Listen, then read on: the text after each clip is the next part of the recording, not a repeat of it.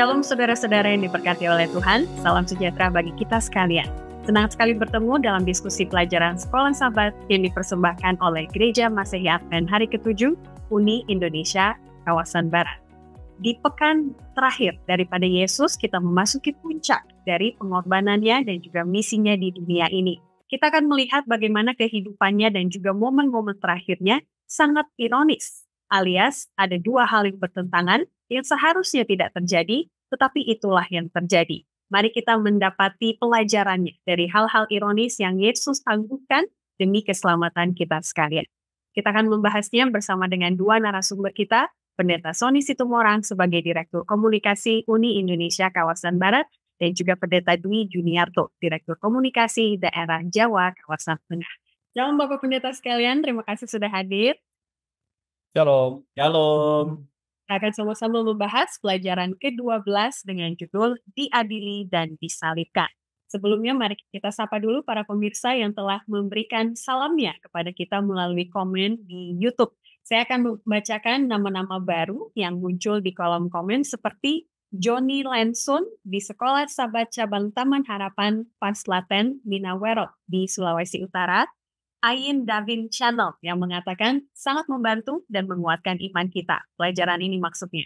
Berikutnya Dengsi Situmorang, Dapot Sagala, Jerry Manoreh, Elvina Mamuaya di Jemaat Likupang, Minahasa Utara yang mengatakan Tuhan segera datang, marilah kita bekerja lebih giat. Amin. Terima kasih untuk salamnya dan semangat ya.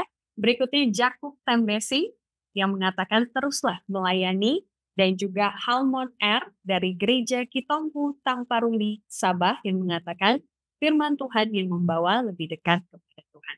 Silakan Pendeta Dwi dengan salam tanggapannya dan juga semangat bagi para pemirsa untuk selalu mempelajari firman Tuhan. Baik para pemirsa semuanya, tetaplah semangat untuk menyaksikan tayangan-tayangan untuk pembelajaran Sekolah Sabat kita, supaya kita terberkati oleh semua firman Tuhan yang kita pelajari dan diskusikan. Terima kasih, amin. Berikutnya ada dua salam yang saya mau highlight, Pendeta Sony Situmorang. Satu dari Bapak Johan Sung, ini sebenarnya beliau memberikan tambahan yang panjang dan lengkap mengutip referensi kitab Injil yang lain untuk menjadi tambahan bagi para pemirsa yang membaca kolom komen. Terutama beliau menuliskan nama perempuan yang mengurapi Yesus, itu Maria, karena nama ini tidak disebutkan di pelajaran Sekolah Sabat kita. Lalu lelaki yang membawakan di air itu adalah kaum Eseni itu siapa, dan lain-lain. Jadi saya hanya mau membaca ini untuk mengucapkan terima kasih untuk tambahannya. Dan berikutnya dari Roy Rai membawakan sebuah kritik untuk membangun. Semoga kita bisa menerimanya. Beliau mengatakan karena beberapa dari para pemirsa sudah membaca pelajaran Sekolah Sabat, boleh diskusinya lebih kepada makna, tujuan, dan juga pengertian supaya bisa dihidupkan di dalam kehidupan sehari-hari. Kalau boleh dikurangi, membaca pelajarannya itu akan sangat mereka hargai. Boleh tanggapan Pendeta dan juga salam bagi para pemirsa sekalian. Baik, terima kasih Pak Johan, Pak Roy atas atensinya dan juga seluruh pemirsa. Benar, ya dalam suatu diskusi terkadang kita harus meminta interaksi dari para pemirsa, sehingga mereka pun akan coba melengkapi apa nama tempat yang kita sebutkan, dan itu akan membuat kita lebih dekat dan lebih belajar mengenai firman Tuhan. Lalu mengenai pembacaan di Sekolah Sabat, karena fokus kita ke Sekolah Sabat dan kita di sini menerangkan apa pemikiran dari penulis Sekolah Sabat, maka kami sering mengarah kepada paragraf 1, 2, 3, dan 4 seperti itu. Tidak lain lah agar kita jangan lari dari maknanya. Karena begini, sering saya ikuti Sekolah Sabat, kita bicara kadang-kadang di kamar makan istilahnya, yang dibahas di kamar tengah atau kamar tidur. Tapi Pak Roy itu membangun, kita akan coba perhatikan, karena juga itu kita akan perhatikan, ada juga beberapa pemirsa yang juga suka supaya dibaca. Tapi kita akan coba mengakomodir semua permohonan, karena semuanya hanya untuk kemuliaan Tuhan. Terima kasih atas atensinya. Dan kepada seluruh pemirsa, mari kita lebih semangat belajar firman Tuhan, nama Tuhan dimuliakan. Terima kasih. Terima kasih sekali, kami menghargai segala masukan, kritik maupun saran, karena ini semua adalah milik kita. Firman Tuhan yang akan menjadi pedoman bagi kehidupan kita sekalian. Baiklah, saya akan membacakan ayat inti dari pelajaran ke-12 kita. Setelah itu kita akan sama-sama berdoa dipimpin oleh pendeta Dwi. Markus 15 ayat 34 berisikan, dan pada jam 3 berserulah Yesus dengan suara nyaring, Eloi, Eloi, lama sabachthani, yang berarti, Allahku, Allahku, mengapa engkau meninggalkan aku? Silakan pendeta Dwi. Mari kita berdoa. Bapa kami yang bertahta dalam kerajaan sorga, kami mengucapkan puji syukur dan terima kasih. Tuhan memberkati kami, menyertai kami. Saat ini kami akan berdiskusi pelajaran sekolah Sabat. Tuhan kiranya Engkau memberkati, urapi kami dengan kuasa Roh Kudus-Mu, sehingga Engkau memberi pengertian kepada kami, para pemirsa setia tayangan ini. Tuhan juga kiranya Engkau memberkati dengan memberikan pengertian. Kiranya Engkau memimpin acara ini, di dalam nama Tuhan Yesus kami berdoa dan mengucap syukur. Amin. Terima kasih sekali. Para pemirsa, mari kita buka Alkitab kita melanjutkan pelajaran dari kitab Markus. Kali ini kita masuk ke Markus 15. Kita akan melanjutkan bagaimana pekan terakhir dalam hidup Yesus akan ditandai dengan puncak peristiwanya, yaitu penyaliban dirinya di kayu salib. Sebelumnya kita akan mulai dari pelajaran hari Minggu. Sebelum disalib, Yesus bertemu dengan Pontius Pilatus. Pelajaran hari Minggu berjudul, Engkaukah Raja Orang Yahudi? Karena itulah pertanyaan yang disampaikan oleh Pontius Pilatus kepada Yesus. Kita mau melihat pendeta Dwi, siapa Pontius Pilatus ini dan mengapa penghukuman bagi Yesus yang waktu itu terdakwa sebagai orang yang menghujat Allah itu begitu ironis karena dirinya sendiri memang Allah yang dia akui, begitu ya. Silakan pendeta Dwi. Baik, terima kasih Ivy. Pontius Pilatus dalam keterangan pelajaran sekolah Sabat kita disebutkan dengan jelas bahwa dia adalah gubernur Yudea. Jadi Romawi mengutus seorang pimpinan atau yang menguasai wilayah untuk di Yudea itu, ya, yang kita kenal di sini adalah seorang gubernur dengan nama Pontius Pilatus, dan dia itu berkuasa dari tahun 26 Masehi sampai 36 Masehi. Jadi ada range waktu 10 tahun dia berkuasa di situ. Ya. Jadi dan di sini diterangkan bahwa dia ini bukan seorang pemimpin yang baik. Dari mana kita tahu? Nanti kita dapat keterangan di bagian kesimpulan di pelajaran hari Jumat. Siapa ini Pontius Pilatus? Kenapa diterangkan dia tidak baik? Ya, sebenarnya dia bisa untuk memilih untuk melepaskan Yesus dengan kuasanya, tetapi karena keuntungan pribadi. Jadi itu disebutkan di sana. Tapi nanti kita akan pelajari lebih dalam di bagian akhir daripada pelajaran sekolah Sabat kita. Yang jelas diterangkan bahwa dia menjadi gubernur di situ, tetapi diterangkan juga dia bukan seorang yang pemimpin yang baik. Itu yang saya bisa dapat sampaikan. Terima kasih sekali pendeta Dwi sudah membuka pelajaran kita dengan baik. Kita lihat di sini hal ironis pertamanya. Seorang yang tidak baik mau mencoba menghakimi orang yang tidak bersalah, begitu ya.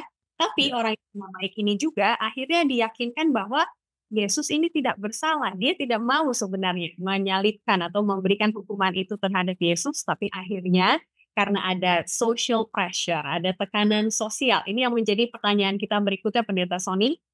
Apa yang bisa menghalangi Anda untuk mengikuti orang banyak ketika tekanannya besar untuk melakukannya? Padahal kita yakini hal itu tidak benar, tapi tekanannya tidak bisa kita elakkan. Silakan, pendapatnya pendeta Sony melihat posisi Pilatus pada saat itu.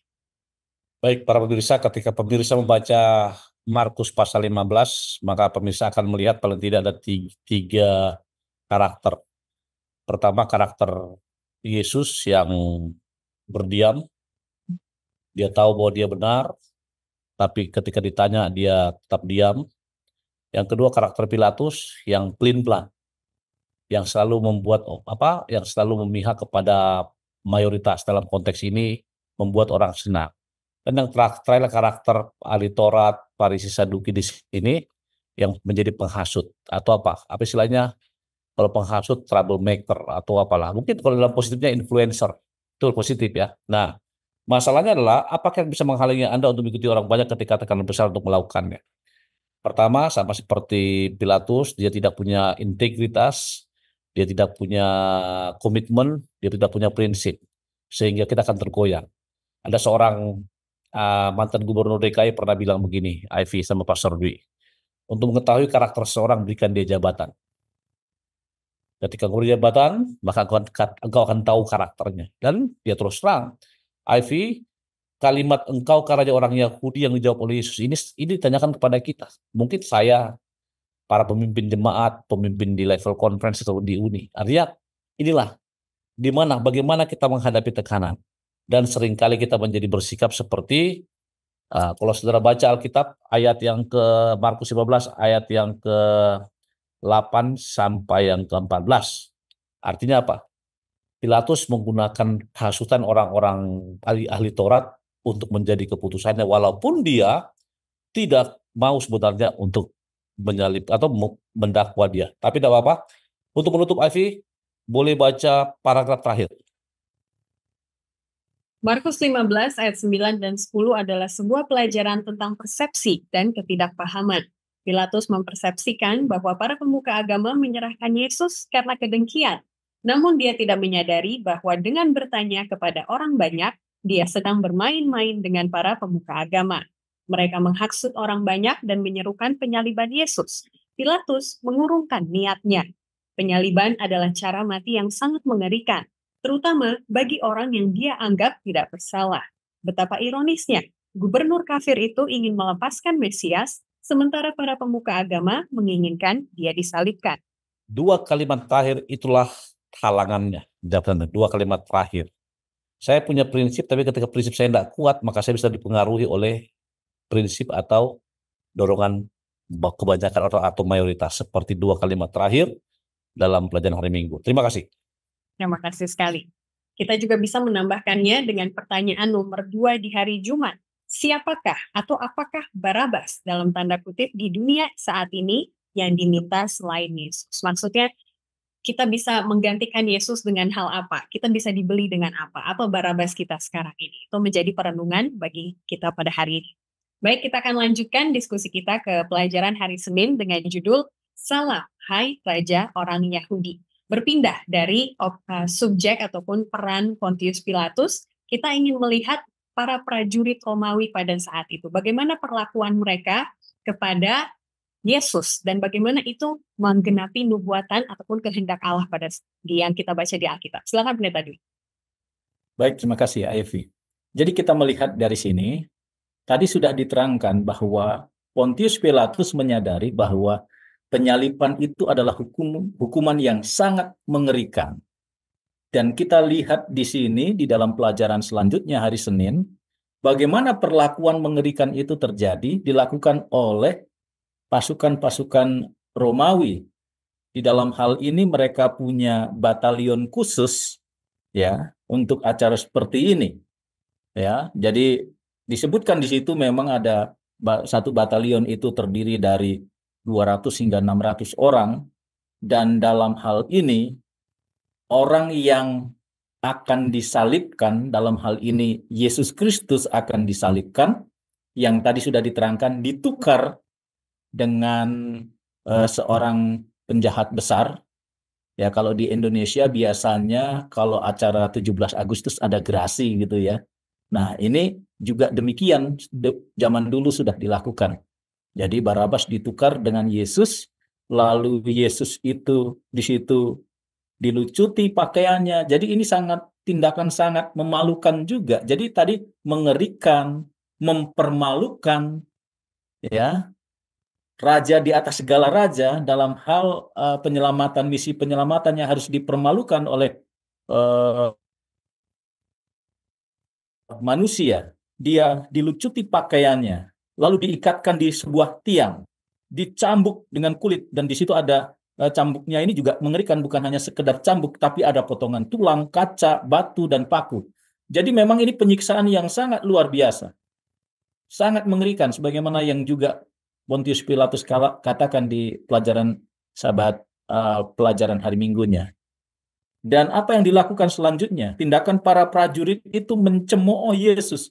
dalam memukul kepalanya dengan bulu, meludahi, bayangkan diludahi. Lalu mereka berlutut, mereka berpura-pura dalam penghormatan. Nah, ada satu poin yang saya mau garis bawahi di sini, berpura-pura dalam penghormatan. Apa aplikasi yang kita bisa dapatkan ketika kita menyembah Tuhan pada hari ini, ya? Apakah ada karakter kita, sifat kita ya ibadah ini hanya sekedar saja. Apakah ada sikap pura-pura kepada Yesus? Nah, ini yang perlu kita antisipasi supaya kita tidak lakukan itu. Supaya dalam penyembahan kita bukan berpura-pura. Dalam penyembahan penghormatan kita memang sungguh-sungguh menyembah Tuhan. Jangan seperti para prajurit-prajurit Roma ini memperlakukan Yesus dan berpura-pura menghormati Yesus. Nah, ini aplikasi yang kita bisa perhatikan di sini. Baik, itu yang saya bisa sampaikan, Ivy. Dalam sekali maknanya memang, karena dari mulut para prajurit mereka mengatakan salam raja, hormat, begitu ya. Tapi perlakuan mereka seperti yang pendeta katakan sangat bertolak belakang dari apa yang mereka katakan. Dan inilah ironisnya.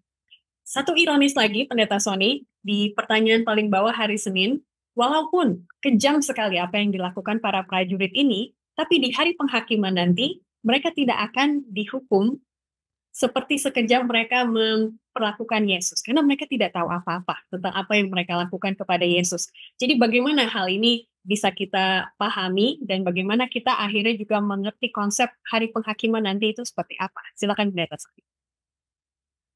Ketika kita berbicara mengenai penghakiman di kemudian hari, ketika Yesus datang, ketika sebelum Yesus datang, maka itu mengarah kepada penapian terakhir. Benar, mereka tidak akan diadili atau disiksa atau dibuli seperti ini, tapi mereka akan mendapatkan upah sesuai dengan apa yang mereka perbuat. Nah, yang menarik adalah, coba Ivy boleh baca paragraf ke 1, 2, 3, 4 aja, paragraf keempat. Ya. Tindakan para prajurit dalam mencemooh Yesus adalah memukul kepalanya dengan bulu, meludahi dia, dan berlutut dalam penghormatan yang pura-pura. Ketiga tindakan tersebut diekspresikan dalam bahasa Yunani dengan bentuk imperfect tense. Dalam konteks ini, bentuk ini mempunyai gagasan tentang tindakan yang berulang-ulang. Karena itu, mereka terus memukuli dia, terus meludahi dia, dan terus berlutut untuk memberi hormat di hadapannya. Yesus menyikapi semua ini dengan berdiam, tidak menanggapi sama sekali. Kembali berdiam, walaupun ada kata kerja di situ, memukul, meludahi, dan berlutut. Nah, saya mau kasih tahu atau kasih gambaran kepada para pemirsa yang kita hadir di sini, bicara mengenai hukuman atau tindakan, ada namanya hukuman psikis dan hukuman fisik, ya, psikis dan fisik. Menurut Ivy sama Pastor Rudi, mana yang lebih berat? Hukuman psikis atau fisik? Psikis. Psikis, terus terang, psikis itu sangat-sangat berat dan inilah yang mereka lakukan. Artinya secara fisik mereka memukul dan meludahi, secara psikis mereka berlutut dan mengatakan, oh raja penghormatan dengan pura-pura. Nah, lalu bagaimana hubungan dengan penghakiman? Saya mau katakan kepada para pemirsa semua, ketika tiba di penghakiman nanti, maka satu hal yang kita harus lihat adalah di golongan manakah kita. Ingat, ada kebangkitan istimewa, Ivy, Pastor Rudi. Siapa itu bangkit istimewa? Ialah orang-orang yang meludahi Yesus, orang-orang yang menikam Yesus, orang-orang yang memukul inilah. Mereka akan melihat, oh benarlah Tuhan itu. Lalu mereka mati kembali. Nah, yang saya mau katakan adalah, boleh jadi mereka tidak merasakan seperti ini. Tapi saya pastikan menurut Alkitab, apa yang mereka terima nanti jauh lebih berat daripada ini. Ingat, Yesus secara fisik disiksa, secara psikis juga. Ingat ya, pernah kalimatnya di atas sampai di mana tadi? Di awal ya. Eloi, Eloi, lama sabachthani. Ayat hafalannya. Ayo, coba perlu lihat ayat hafalannya. Itu kan mengarah kepada apa? Berapa beratnya pergumulan dia. Iya kan? Betapa beratnya pergumulan sehingga dari mulutnya yang seperti secara manusia dia katakan apa? Eloi, Eloi, lama sabachthani. Bapakku, Bapakku, Allahku, Allahku, mengapa engkau meninggalkan engkau? Ingat, dalam tanda kutip ini dia itu sebagai manusia. Jangan kita berpikir dia ada konsep ilahi atau keilahiannya, kekuatan supranaturalnya di situ, tidak ada. Sebagai manusia, dia punya tekanan psikis yang paling berat. Ivy pernah nggak disuruh ambil bagian di gereja waktu kecil? Ivy sudah iakan, tapi Ivy merasa nggak sanggup. Kalau itu disuruh seminggu sebelumnya, bagaimana merasakan menunggu hari per hari? Lama rasanya. Lama terus tertekan. Dwi mungkin pas Dwi dulu dia nembak cewek, kemudian aku pikir-pikir dulu 3 hari. Bagaimana perasaan selama 3 hari itu? Gak menentu, makan gak nyaman. Yesus ketika dia lahir, ketika dia remaja, ketika dia mulai pelayanannya, maaf kata orang Betawi bilang, gua akan mati. Saya tinggal nunggu mati. Bagaimana itu Sarah? Atau orang penjara, orang yang dihukum hukuman mati di penjara di Nusa Kambangan. Nah, yang saya mau katakan adalah, mungkin udah lebih dari 2 menit, yang saya mau katakan adalah, inilah tekanan fisik dan psikis yang diberikan oleh para prajurit Roma, orang Yahudi. Dan saya mau katakan saudara-saudara semua, saat ini sering juga diberikan tekanan fisik dan psikis kepada Sang Juru Selamat itu. Dengan apa? Sikap kita, dosa kita, perlakuan kita. Sedangkan dia mau semua kita selamat. Itu mungkin dari saya. Terima kasih. Terima kasih pendeta sudah membawa kita untuk lebih mengimajinasikan kalau ada di posisi pada saat itu ya, bagaimana yang kita rasakan dan juga alami, dan semoga itu menjadi kekuatan bagi iman kita. Kita akan lanjut ke hari Selasa dengan judul penyaliban. Kita akan melihat poin yang tadi pendeta Sony katakan, Yesus tidak berbuat apa-apa walaupun diperlakukan seperti itu. Padahal kalau kita lihat di paling bawah hari Selasa, Yohanes 1 ayat 1-3 mengatakan bahwa Yesuslah pencipta. Harusnya dia ada kuasa. Dan menuju salib, banyak sekali kuasa yang dia lakukan di dunia ini. Menyembuhkan orang, melakukan sesuatu yang ajaib. Tapi kok sekarang dia diam-diam saja gitu pendeta Dwi ya. Ini pertanyaannya, jadi bagaimana kita bisa memahami arti kematian dari Yesus Kristus yang sebenarnya memiliki segala kuasa di dunia? Silakan pendeta Dwi. Baik, makasih Ivy. Jadi benar yang disampaikan oleh Ivy dan juga keterangan di pelajaran hari Selasa tentang penyaliban itu, dia berkata begini, pada titik narasi penderitaan ini, Yesus adalah korban yang membisu, dikendalikan oleh orang-orang yang menginginkan kematiannya. Ya, jadi mungkin murid Yesus, karena mereka sudah hidup bersama dengan Yesus, kan beberapa saat yang lalu kita sudah mempelajari tentang pemahaman-pemahaman yang keliru dari murid-murid Yesus. Mereka sudah menyaksikan begitu banyak mujizat. Sudah tentu orang dia aja bisa membangkitkan orang mati, menyembuhkan orang sakit, ya, memberi makan 5.000 orang, lalu kita juga mendengar mujizat dia meredakan angin ribut dengan sekali berkata, diam, tenanglah. Seharusnya ini adalah sebuah perkara yang kecil. Ketika dia ditangkap, ketika dia misalnya diperlakukan tidak adil, kita sudah melihat bagaimana dia dijebak oleh pertanyaan-pertanyaan ahli-ahli Taurat, ahli-ahli agama, tetapi dia selalu bisa lolos. Dan dia menyatakan dirinya bahwa dia itu bisa mengatasi semuanya, ya, dalam semua problema. Dan yang diharapkan oleh murid-murid Yesus waktu itu ketika penangkapan ini pun dia sekali bicara atau sekali tiup saja, semua orang ini selesai semua, ya. Tetapi dia memilih untuk diam, ya. Dia mengerti juga bahwa satu-satunya jalan penyelamatan untuk manusia adalah bahwa dia harus mati. Ya, satu-satunya cara untuk menebus manusia itu dia harus mati. Ada misteri-misteri yang kita tidak mengerti. Tetapi yang jelas di kayu saliblah bahwa antara keadilan dan kasih itu bertemu.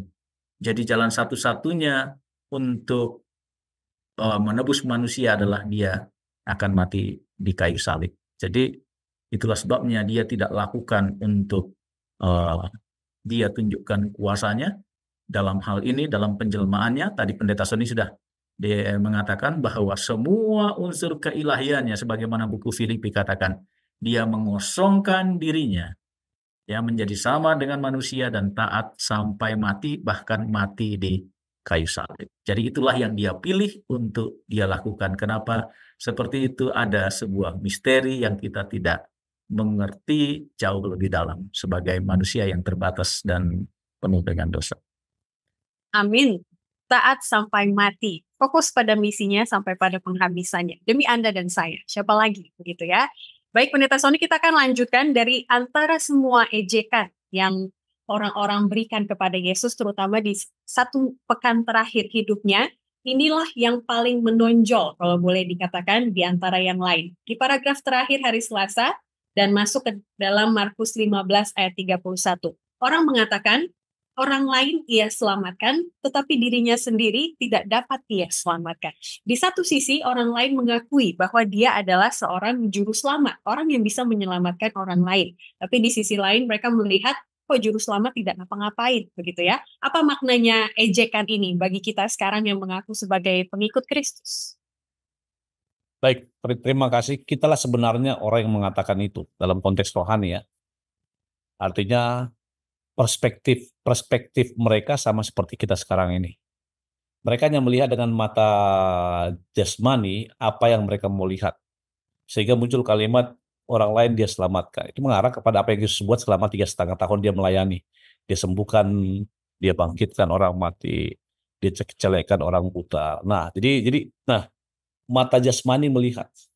Sehingga normal. Ahli Taurat orang Farisi mengatakan orang lain diselamatkan, tapi diri tidak sendiri. Nah, hati-hati para pemirsa. Saya, saudara, kita semua juga mengambil posisi itu sekarang ini. Terlalu sering kita melihat orang lain dari sisi jasmani kita. Katakan di gereja dia punya kelemahan, langsung cepat kita bibirkan kelemahan orang. Benar nggak? Hanya sedikit dia langsung kita viralkan. Begini. Padahal kita tidak lihat dari sisi Yesus, dari sisi Tuhan kita. Dia justru melihat, deep inside his or her heart, there is something, kan begitu. Makanya ayat 30 dikatakan apa? Orang lain diselamatkan, tapi diri sendiri tidak. Kembali ke perspektif. Apa yang kita buat? Hati-hati. Justru orang yang tahu Alkitab yang mengatakan itu. Ivy coba baca Ivy paragraf 1, 2, 3, paragraf 4 aja. Hari Selasa. Elemen ini berubah di kayu salib. Dia tidak dapat disembunyikan. Sungguh ironis bahwa para pemimpin agamalah yang menggunakan gelar-gelar ini untuk mengejek Yesus. Betapa orang-orang ini mengutuk diri mereka sendiri. Apa katanya? Pemimpin agama yang punya gelar. Makanya sekarang ini Pastor Dwi, Ivy kadang-kadang lihat dunia media sosial. Orang berperang itu orang teologis, ada yang mengaku mereka membela agama A, agama B, agama C.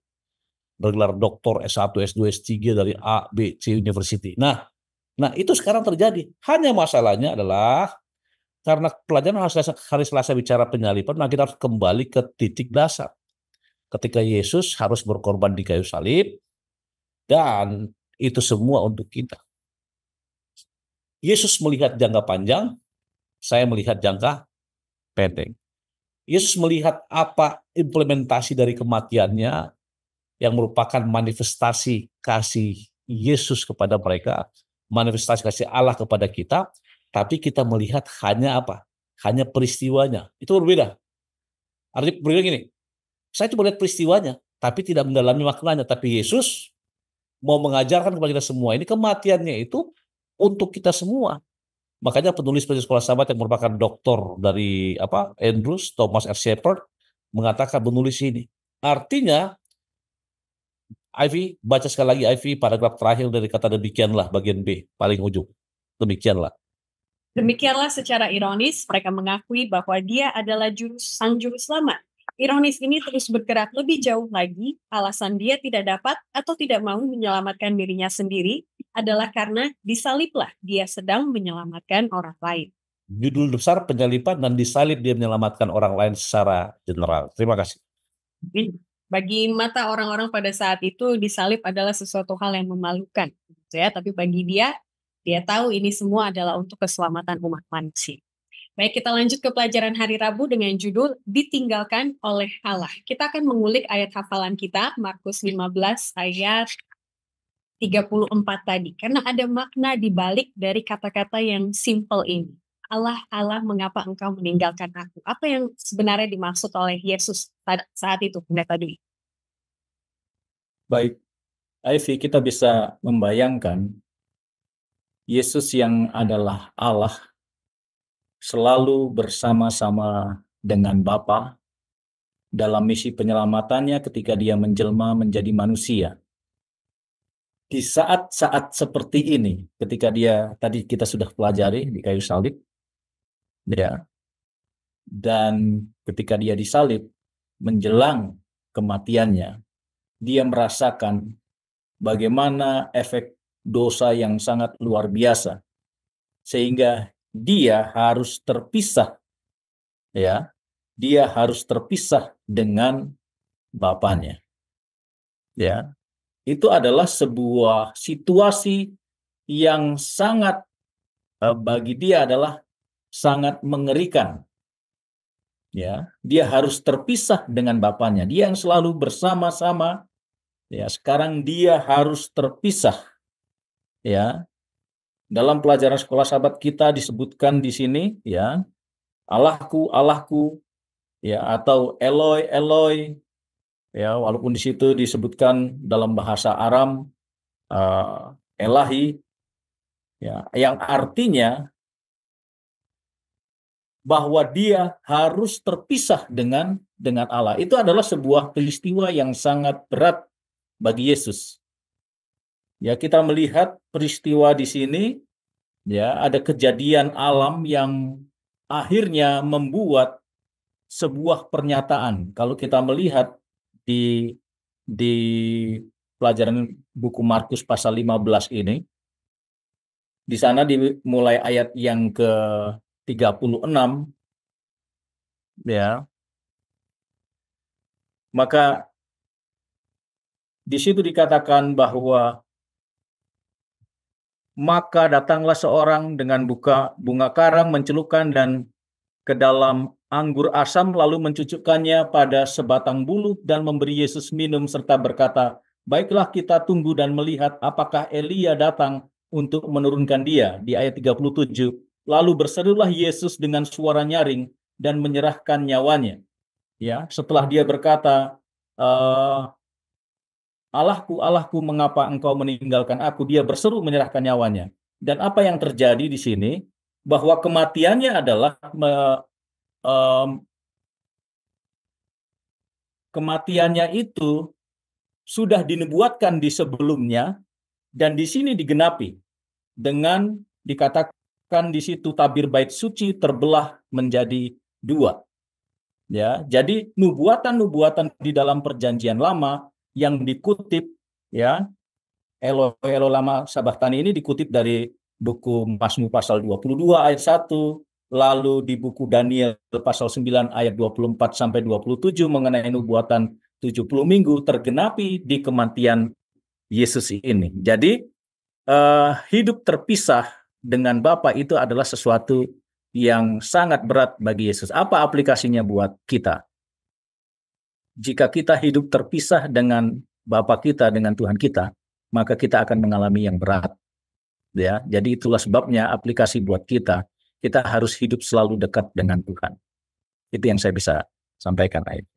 Terima kasih sekali Pendeta Dwi untuk aplikasi-aplikasi kecil yang bisa kita ambil di poin-poin yang kita dapat selama pekan ini.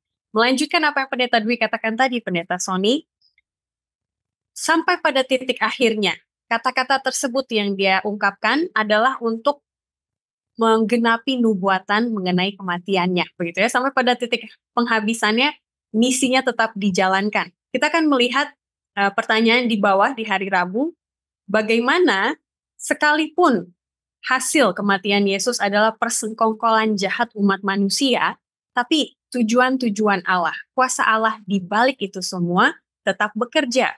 Bagaimana hal ini seharusnya memberikan kekuatan kepada kita, bahwa walaupun kehidupan kita sekarang ini sepertinya tidak ada hal baik yang bisa saya lihat, tapi Tuhan sedang bekerja di belakangnya untuk memberikan kebaikan kepada kita. Silakan Pendeta Son.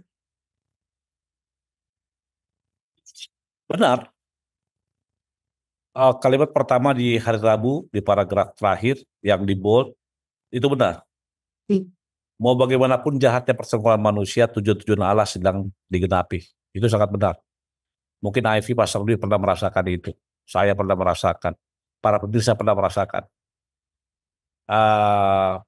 Pernah nggak dengar lagu Tuhan tak pernah janji langit selalu biru, tapi Dia berjanji apa? Untuk selalu mencintai. Nah, arti gini, tantangan, rintangan, halangan itu pasti ada. Tapi satu hal yang pasti itu God is in control. Ya, Tuhan masih apa? Masih apa? Menguasai semua. Sama seperti nanti ada pertanyaan di bagian akhir, nanti Pastor Dwi jawab. Oh, kalau nggak andil Yudas berarti tidak ada apa keselamatan, tidak ada kematian. Oh, jangan kita kembali ke perspektif mata kita. Karena benar, ingat, ekspresi Yesus dikata Eloi, Eloi lama sabachthani merupakan ekspresi apa? Beban itu, beban berat sekali. Sampai nanti akhirnya dia katakan, it is done, atau sudah selesai. Ketika para pemirsa lihat konteksnya, di Markus pasal 15 ayat 33 sampai 41, maka judul perikop itulah Yesus mati. Ini karena Markus yang tulis. Yesus mati. Singkat ya. Coba lihat nanti di King James Version, apakah sama juga? The death of Jesus, atau Jesus death, atau the Savior, atau apalah itu. Tapi yang paling penting di sini apa? Baik. Kata yang kalimat Yesus itu diakhiri dengan peristiwa. Ingat, saya akan hubungkan dengan persekongkolan. Kalau tidak ada persekongkolan ini, bagaimana caranya mati Yesus? Kan begitu ya, Ivy ya. Kembali ke perspektif. Tapi ingat, Tuhan akan campur tangan kepada setiap masalah problem yang kita alami. Bahkan jalan-jalan saya katakan misterius. Kita tidak bisa duga. Dan untuk mengakhiri, saya ingin katakan, ada satu peristiwa dalam hidup saya, hidup kami lah, yang kami pikir merupakan suatu persekongkolan untuk menjatuhkan. Tapi ketika kita lewati dengan setia, sungguh-sungguh, kemudian kita lewati dengan seperti diam aja, tidak berkomentar. Ivy, Pastor Dwi, apa yang kita dapatkan?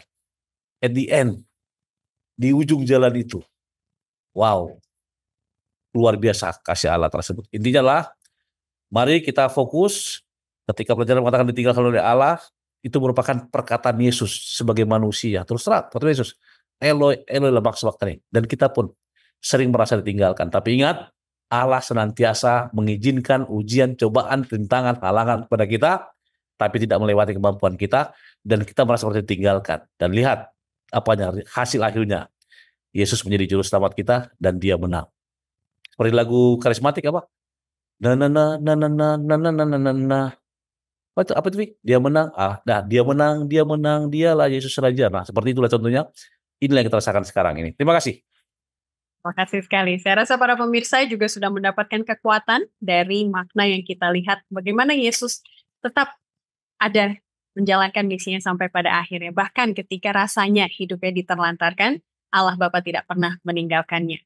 Bisa juga kita sambungkan dengan pertanyaan nomor 4 di hari Jumat. Bagaimana nubuatan dalam Daniel 9 ayat 24 sampai 27 akan menjadikan kita lebih meyakinkan lagi ketika kita mengabarkan kabaran mengenai kematian Yesus ini kepada orang-orang yang kita temui. Baik, terakhir kita akan melihat hari Kamis dengan judul dibaringkan untuk beristirahat. Ketika sepertinya tidak ada masa depan bagi para pengikut Yesus pada saat itu, karena guru mereka sudah mati di kayu salib. Tapi ada cara-cara bagaimana Allah memelihara kebenaran itu supaya tetap hidup. Termasuk dari saksi-saksi yang sebelumnya kita tidak pernah melihat muncul di kehidupan Yesus dan juga murid-muridnya. Salah satunya adalah Yusuf dari Arimatea, yang kalau kita pelajari, orang yang memiliki pangkat yang tinggi, tapi kawanan yang di seberang Yesus dan murid-muridnya sebenarnya Pendeta Dwi, tapi bagaimana dia Tuhan pakai untuk mengkonfirmasi kalau Yesus itu sudah mati. Karena banyak teori di luar sana mengatakan Yesus tidak mati beneran begitu ya. Silakan Pendeta Dwi dengan tanggapannya. Baik, makasih Ivy. Bagaimana yang Ivy katakan bahwa anggapan orang bahwa Yesus tidak mati, dan itu masih terus bergema sampai sekarang. Ya, pelajaran sekolah sahabat kita ada yang mengatakan bahwa Yesus itu tidak mati, tapi hanya pingsan saja. Ya, padahal dari dalam perjalanan kematiannya, ya, pengakuan dari orang jahat, pasukan Roma itu mengakui sungguh dia ini anak Allah. Lalu muncul Yusuf dari Arimatea ini. Namanya muncul hari itu dan sesudah itu tidak muncul lagi. Dan dia diperkenalkan di sini sebagai anggota Sanhedrin. Tadi Ivy sepertinya dari pihak yang berlawanan dengan Yesus. Tetapi di akhir cerita, anggota Sanhedrin, orang yang dihormati, kaum terpandang Yahudi, muncul dan menyaksikan bagaimana Yesus mati. Dan itu bukan hanya dia, dikatakan ada beberapa wanita atau ada beberapa perempuan yang disebutkan namanya. Ada Maria Magdalena, ya, Maria ibu Yoses, lalu Salome yang nanti akan berhubungan juga dengan kebangkitannya. Artinya bahwa kematian Yesus itu disaksikan oleh banyak orang, bukan hanya satu orang di sini, tetapi ada beberapa orang yang menyaksikan. Dan perempuan-perempuan inilah yang akhirnya mengafani untuk masuk di dalam goa yang dimiliki oleh Yusuf dari Arimatea ini. Jadi dalam pelajaran Alkitab biasanya 2 saksi itu sah. Tapi ini lebih dari 2 saksi yang menyaksikan kematian Yesus dan Yesus dibaringkan di kubur yang dimiliki oleh Yusuf dari Arimatea ini. Jadi sah kematian, bahwa Yesus mati, bukan pingsan, untuk menyelamatkan manusia. Dia juru selamat kita. Menarik sekali memang. Dan kalau kita lihat kaum wanita pada zaman Yesus sebenarnya bukan orang yang dianggap gitu ya. Jadi kalau mereka menyaksikan Yesus sudah mati dan lain-lain, apa yang bisa dipegang dari kata-kata mereka? Tapi inilah spesialnya Yesus mengumpulkan orang-orang yang tidak terpandang ketika murid-muridnya pada kabur gitu ya pada saat itu. Tetap ada orang-orang yang muncul di saat-saat yang genting. Ini kata-kata yang diambil dari pertanyaan di bawah hari Kamis, Pendeta Sony. Bagaimana ketika di saat-saat yang genting, ketika dalam kehidupan kita merasa sudah tidak ada lagi pertolongan yang bisa diberikan orang kepada saya. Sudah tidak ada lagi hal yang bisa saya lakukan di dalam kehidupan saya. Sepertinya Allah juga meninggalkan saya. Bagaimana selalu ada orang ataupun hal-hal di saat-saat genting yang Tuhan selalu berikan di dalam kehidupan kita dan akhirnya menjadi kekuatan bagi kita. Silakan Pendeta Sony untuk melengkapinya. Perasaan itu selalu ada dalam kehidupan manusia. Perasaan ditinggalkan, perasaan di saat kritis. Tapi pernah nggak Pastor Dwi sama Ivy dengar kesaksian umat Tuhan yang mengatakan, aduh ketika kami sudah tidak punya harapan lagi, kami berdoa, tapi pada saat itu Tuhan itu berkuasa. Dilepaskan kami dari masalah. Nah, waktu saya kuliah di IAS, banyak mahasiswa Indonesia yang self-supporting student. Mereka bikin tempe, bikin tahu, latih badminton, ada juga kerja di kebun, ada juga bantu-bantu. Umumnya mereka banyak yang self-supporting. Saudara-saudara kita dari timur ini luar biasa. Jadi mereka hanya self-supporting, tapi mereka bisa selesai. Tahu kalimat yang kami sering dengarkan di kesaksian Rabu malam. Saya sudah pasrah, sudah saya serahkan. Kami tidak punya, tapi ketika kami tiba di masa genting, ada tuh Tuhan kirim orang kasih doi, orang kirim doi, kata jadi begitu. For bayar uang sekolah. Nah, yang saya mau katakan, kalau benar, Yesus pun di saat-saat genting ini, ya perhatikan manusianya, murid-muridnya. Pastor Dwi, Ivy, inilah murid-murid tipikal kita sekarang ini. Saya lalu aplikasikan kepada kita semua. Ketika Yesus berjaya, ketika Yesus sedang menyembuhkan mukjizat, orang murid-murid Yesus katakan apa? I am one of his disciples. Saya adalah salah seorang murid. I am the closest friend of Jesus, kata Petrus. Sama Yohanes, Yakobus. Tapi ketika Yesus sedang jadi di mana mereka? Oh, saya pernah kasih ujian kayak tes ya. Hanya 2 nama murid-murid yang muncul dalam gitu, tapi yang lain enggak. Nah, saya mau katakan sudah lama-lama karena waktu sudah habis. Yusuf merupakan pribadi yang tidak diketahui dari manapun. Tapi ingat, kembali ke pelajaran 1 hari sebelumnya, God, Tuhan itu masih apa? Masih apa istilahnya? God is in control apa? Tuhan itu tetap mengendalikan, ya, tetap mengendalikan. Dan inilah ketika dia diberikan istirahat, satu kata yang mau saya katakan adalah Ivy baca paragraf keempat. Alasan mengapa hal ini penting adalah karena belakangan ada gugatan oleh beberapa orang bahwa Yesus tidak mati di salib tetapi hanya pingsan. Kesaksian kepala pasukan tersebut kepada gubernur Romawi secara langsung menentang gugatan tersebut. Bangsa Romawi bagaimanapun memang tahu cara mengeksekusi para penjahat. Kepikir nggak ini? Ketika orang berpikiran seperti itu yang saya katakan tadi, God is in control. Justru pelakunya sendiri yang memastikan secara langsung bahwa dia mati, dibaringkan dan beristirahat. Intinya adalah Tuhan akan senantiasa memperhatikan kita, para pemirsa, di masa kesulitan sekalipun, di masa genting kita. Yang penting satu hal, ya Pastor Dwi, ya Ivy, kita serahkan segala sesuatu kepadanya. Terima kasih. Gitu. Para pemirsa, kita bisa merenungkan pertanyaan nomor 3 di hari Jumat. Apa yang menjadi pelajaran dari kisah Yusuf Arimatea yang bukan siapa-siapa, dan juga para wanita yang bukan siapa-siapa juga, tapi bisa membawa kesaksian mengenai kematian Yesus sampai pada hari ini. Baiklah, untuk menyimpulkan, saya mau mengarahkan Pak Pendeta Dwi dan juga Pendeta Sony untuk melihat pertanyaan nomor 1 di hari Jumat. Bagaimana pelajaran kebenaran mengenai penebusan, yaitu penyaliban, dan Yesus lakukan bagi kita, itu sangat sentral bagi kehidupan kita sebagai orang Kristen. Walaupun ada banyak orang begitu ya, mencoba mengubah teori penebusan dan juga fakta-fakta yang menyeluruhinya, tapi ini sangat penting. Bahkan bagi Ellen White sekalipun yang meng-highlight begitu ya, betapa pentingnya teologi mengenai penebusan ini bagi kehidupan kita sebagai orang Kristen. Baiklah, saya mulai dari Pendeta Sony Situmorang, silakan. Secara singkat saya mau katakan kalau ada sentral atau pusat dari Alkitab ini, itu mengarah kepada Yohanes pasal 3:16. Karena begitu besar kasih Allah kepada manusia sehingga ia mengorbankan putra tunggalnya supaya barang siapa percaya kepada tidak binasa melainkan beroleh hidup yang kekal. Dan itu mengarah kepada penyaliban. Ini peaknya, puncaknya. Dan benar, salib yang dalam tanda kutip adalah benda mati bisa menceritakan segala sesuatu kasih Yesus. The greatest gift of heaven to the world. Siapa? Yesus sendiri.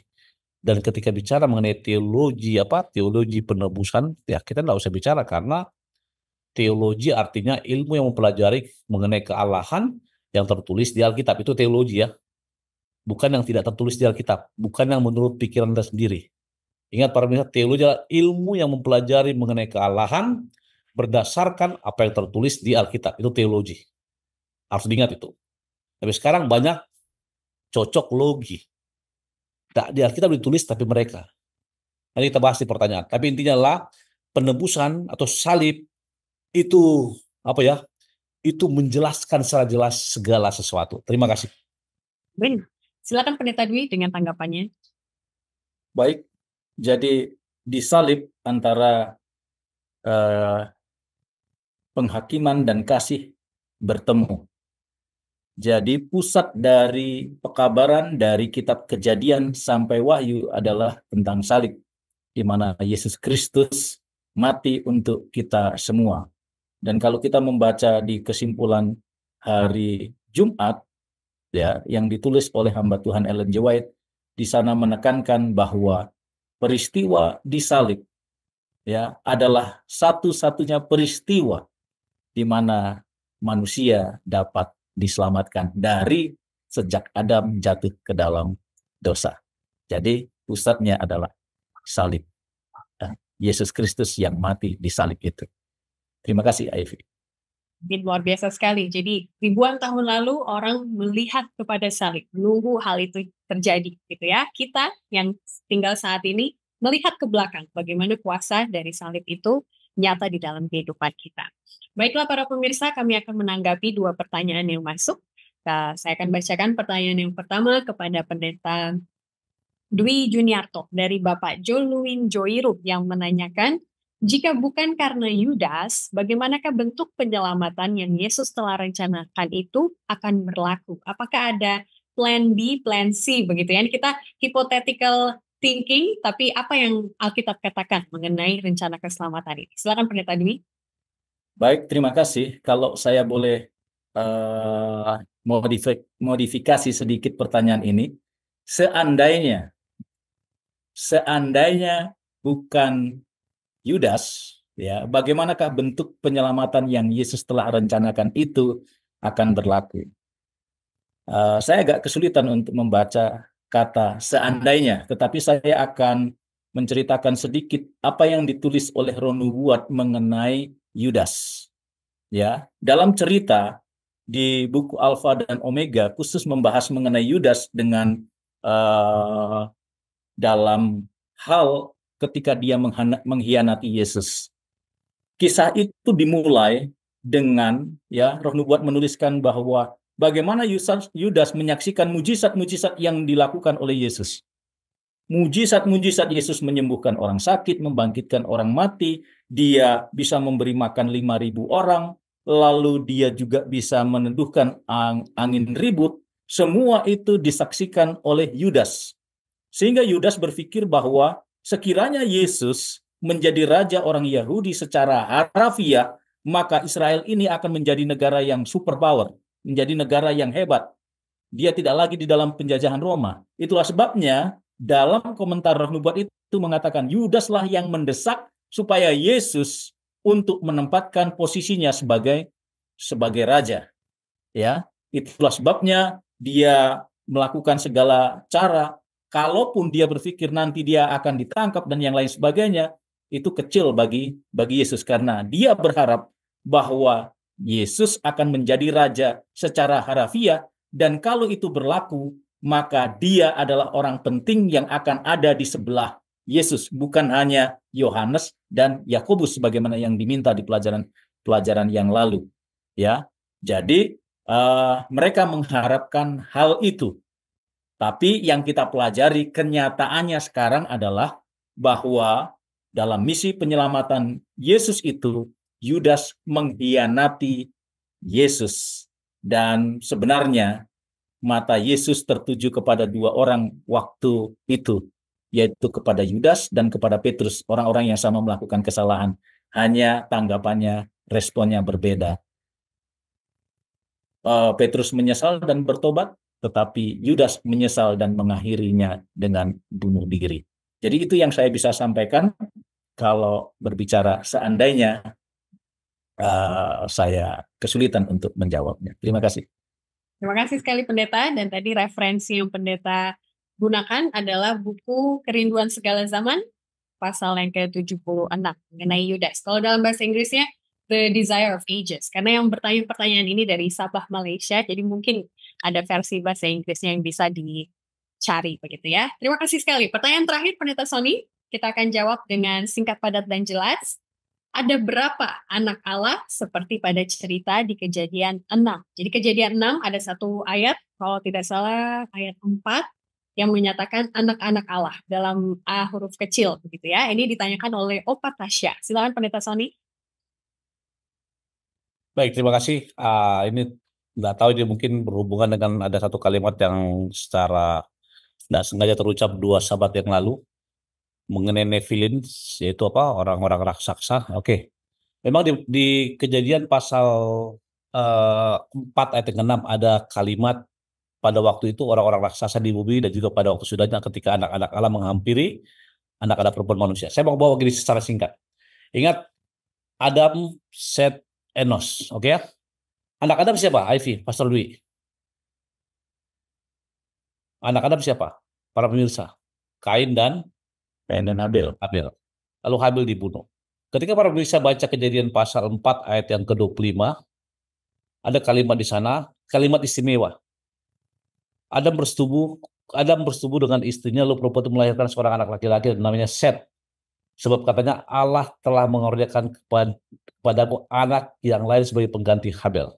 Dan dalam ayat 26 dikatakan pada waktu lahir bagi Set ini, Enos, disitulah orang mulai memanggil nama Tuhan. Nah, pertanyaannya, berapa orang anak Allah? Siapa nama-nama anak Allah di sini?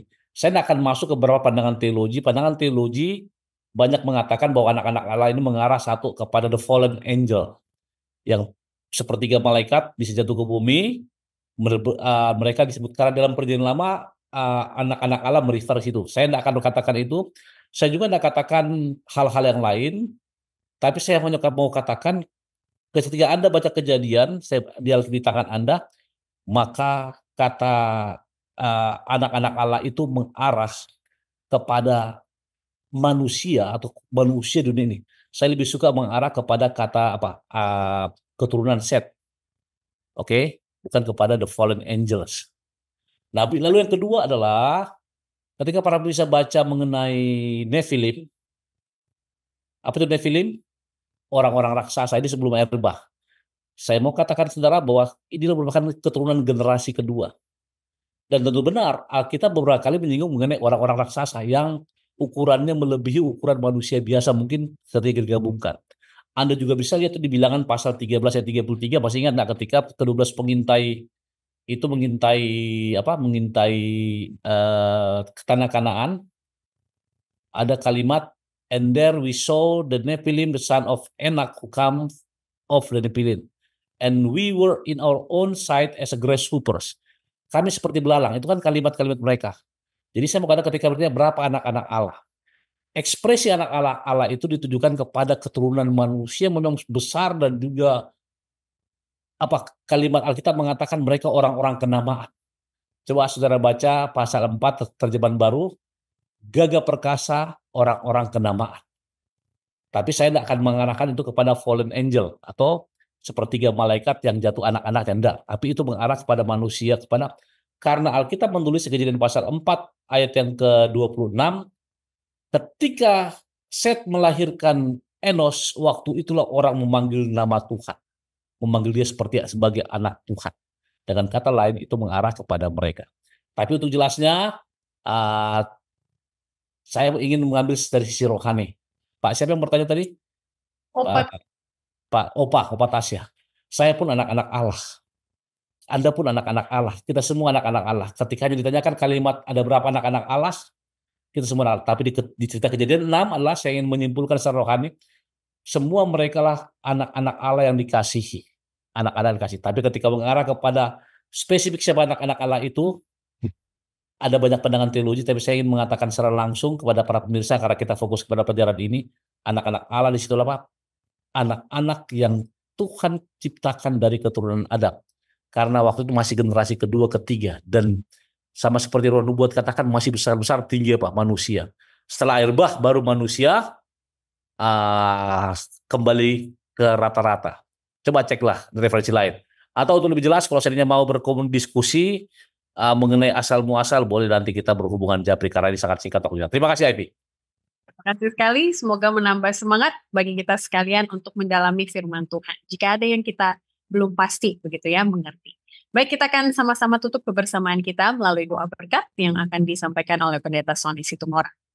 Kita berdoa. Bapa Semawi, terima kasih Tuhan ketika kami boleh mempelajari pelajaran firman Tuhan pada pelajaran kedua terakhir di kuartal ini. Bapa, kami percaya Kau memberkati hamba-Mu, Engkau juga memberkati Pendeta Dwi, Engkau juga memberkati Ivy dan juga Daniel di belakang layar. Biarlah Bapa, Engkau juga memberkati seluruh pemirsa yang sudah menyaksikan acara ini, yang sedang menyaksikan acara ini, dan yang akan menyaksikan acara ini, sehingga nama Tuhan dimuliakan. Berkati kami semua Tuhan untuk kerohanian kami. Dengarkan doa kami ini, terpuji nama Tuhan, lalu saya berdoa. Amin. Amin. Puji Tuhan untuk kebersamaan kita. Terima kasih Pendeta Dwi dan juga Pendeta Sony untuk pelayanannya. Tuhan berkati selalu. Dan para pemirsa, apa yang kita ketahui tidak hanya berakhir pada saat penyaliban saja. Karena hari Minggu pagi ada sesuatu hal yang terjadi yang akan menjadi dasar dari iman kita semua sebagai orang Kristen. Mari kita pelajari firman Tuhan di pelajaran yang ke-13. Sampai kita bertemu pekan depan. Tuhan memberkati kita sekali.